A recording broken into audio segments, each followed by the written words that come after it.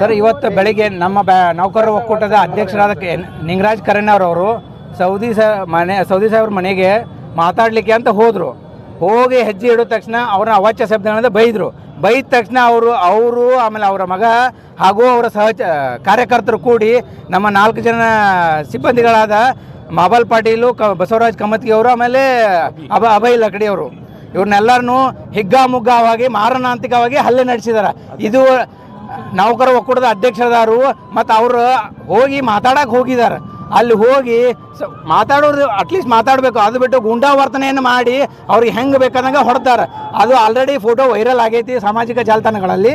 ಆಮೇಲೆ ಅವರು ಇದನ್ನು ಯಾವ ಕಾರ್ಯಕ್ಕಾಗಿ ಮಾಡಿದಾರಂದ್ರೆ, ನಮ್ಮ ಬ್ಯಾಂಕಿನ ಅಧ್ಯಕ್ಷರು 10 ವರ್ಷ ಒಂದೇ ಜಾಗದಲ್ಲಿ ಕಾರ್ಯನಿರ್ವಹಿಸೋರಿಗೆ ಟ್ರಾನ್ಸ್ಫರ್ ಮಾಡಿದ್ದಾರೆ. ಅದ್ರಾಗ ಅವ್ರು ಅವ್ರು ಹಳೆಯನ್ ಟ್ರಾನ್ಸ್ಫರ್ ಮಾಡಿದ್ದಕ್ಕೆ ನಮ್ಮ ಒಕ್ಕೂಟದ ಅಧ್ಯಕ್ಷರ ಕಾರಣ ಅದಾರ ಅಂತೇಳಿ ಈ ಕೆಲಸವನ್ನು ಮಾಡಿದ್ದಾರೆ. ಇದಕ್ಕೆ ನೇರ ಹೊಣೆ ಸೌದಿಯವ್ರ ಮಗನ ಅದಾರ. ನಮ್ಮ ಹುದ್ದೆ ನಿರ್ಧಾರ ಅವರು ನಮ್ಮ DCC ಬ್ಯಾಂಕಿನ ನಿರ್ದೇಶಕ ರಾಜೀನಾಮೆ ಕೊಡೋವರೆಗೂ ನಮ್ಮ ಹೋರಾಟ ಅಚಲ ಇರ್ತೈತಿ. ನಮ್ಮ ಪ್ರೊಟೆಸ್ಟ್ ಅಂತ ಇದೆ. ಪೊಲೀಸರು ಕಂಪ್ಲೇಂಟ್ ಕೊಡಾಕ ನಮ್ಮ ಮ್ಯಾಗ 7 PCR ಕೇಸ್ ಹಾಕತ್ತಾರ. ಪೊಲೀಸರು ಅವ್ರ ಶಾಸಕರು ಅದಾರ ಅಂತಲೇ ಅವ್ರು ಹೇಳಿದಂಗ ಕೇಳತ್ತಾರ. ನಾ ಪೊಲೀಸರು ಕ್ರಮ ತಗೊಳಕ ನಾವು ರಾಜ್ಯ ಮಟ್ಟದ ನಿರ್ದೇಶಕರು ಅದಾರ. ಅವ್ರ ನಿಂಗರಾಜ್ ಕರೆಣ್ಣವರವ್ರು ಅವ್ರು ಬೇಕಾದಂಗ ತಲೆಗೆ ಹೊಡೆದು ರಕ್ತಸ್ರಾವ ಆಗಿ ಆಲ್ರೆಡಿ ಅಡ್ಮಿಟ್ ಆಗಿದ್ದಾರೆ. ಈಗ ಅವ್ರಿಗೆ ಏನಾದರೂ ಹೆಚ್ಚು ಕಡಿಮೆ ಯಾರು ಜವಾಬ್ದಾರಿ ಇದು? ಈ ಸೌದಿ ಅವ್ರು ಇದುವರೆಗೂ ಒಬ್ಬ ಎಂಪ್ಲಾಯ್ ಅಂತ ಹಾಸ್ಪಿಟ್ಲ್ಗೂ ಬಂದಿಲ್ಲ. ಮರ್ಡರ್ ಏನಾದರೂ ಹೆಚ್ಚು ಕಡಿಮೆ ಆಗಿದ್ರೆ ಯಾರು ಜವಾಬ್ದಾರಿ? ಇವ್ರು ಹಾಸ್ಪಿಟ್ಲ್ಗೂ ಬಂದಿಲ್ಲ. ಅಷ್ಟೇನಾದ್ರೂ ಮನೆಗೆ ಬಂದವ್ರನ್ನ ಹಾಸ್ಪಿಟ್ಲ್ ಕಳಿಸ್ಬೇಕಲ್ಲ ಇವರು. ಅದು ಬಿಟ್ಟು ಬೆಳಗಾವಿ ಓಡಿ ಹೋದ್ರೆ ಏನಾಯ್ತು? ಶಾಸಕರು ಅವರು ಒಬ್ಬ ಅತನಿ ಪ್ರಜೆ ಅದಾರ. ಅವರು ಅವ್ರಿಗೆ ಓಟ್ ಹಾಕಿದಾರ. ಆಮೇಲೆ ನಮ್ಮ DCC ಬ್ಯಾಂಕ್ನ ನೌಕರ ಅಧ್ಯಕ್ಷ ಅದಾರ. ಅವರು ಜವಾಬ್ದಾರಿ ಇತ್ತಂದ್ರೆ ಅವ್ರನ್ನ ಹಾಸ್ಪಿಟಲ್ ತೋರಿಸಿ ಜವಾಬ್ದಾರಿ ಆಗ್ತದೆ ಕಳಿಸ್ಬೇಕಾಗಿತ್ತು. ಶಾಸಕರು ಇದ್ದಂತ ಜವಾಬ್ದಾರಿ ಇರ್ತದ ವ್ಯಕ್ತಿ ಈ ರೀತಿ ಮಾಡೋದು ಸಂಬಂಧ ಇರಲಾರ್ದ ವಿಷಯ.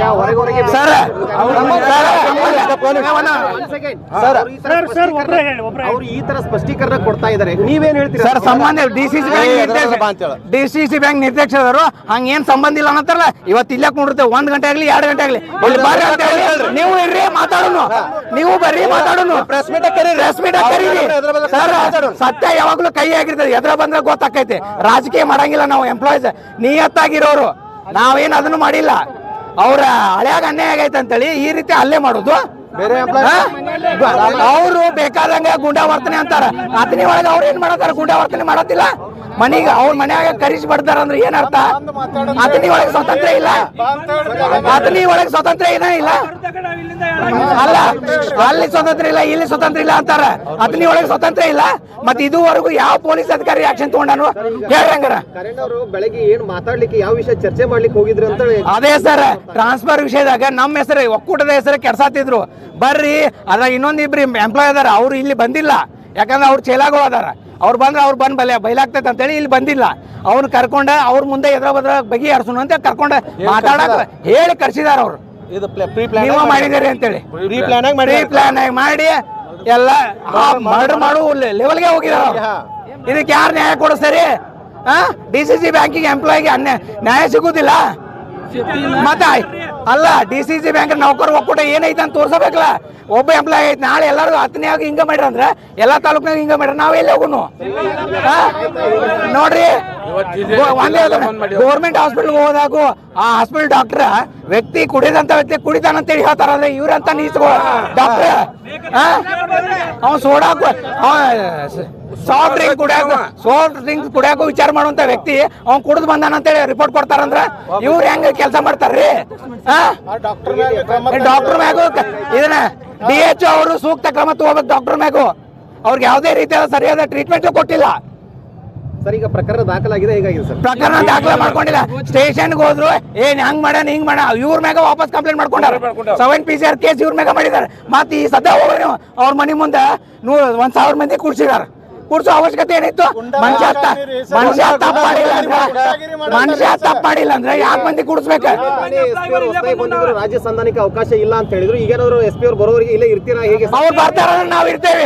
SP ಸಾಹೇಬ್ರು ಬರ್ತಾರಂದ್ರೆ ನಾವ್ ಇಲ್ಲೇ ಕೊಂಡಿರ್ತೇವೆ. ನಾವು ಆಲ್ರೆಡಿ SP ಅವರಿಗೆ ಲಿಖಿತವಾಗಿ ಕೊಟ್ಟಿದ್ದೇವಿ. 12ವರೆಗೆನ ಕೊಟ್ಟಿದ್ದೇವೆ. ಅವ್ರ ವಿಷಯ ಮುಟ್ಟೈತಿ. ಅಲ್ಲಿಂದ ಇವ್ರಿಗೂ ಬಂದಿರ್ತೈತಿ ವಿಷಯ. ಕಂಪ್ಲೇಂಟ್ ತಗೊಳಕಬೇಕು, FIR ಆಗಾಕಬೇಕು, ನಮಗೆ ನ್ಯಾಯ ಸಿಗಾಕಬೇಕು.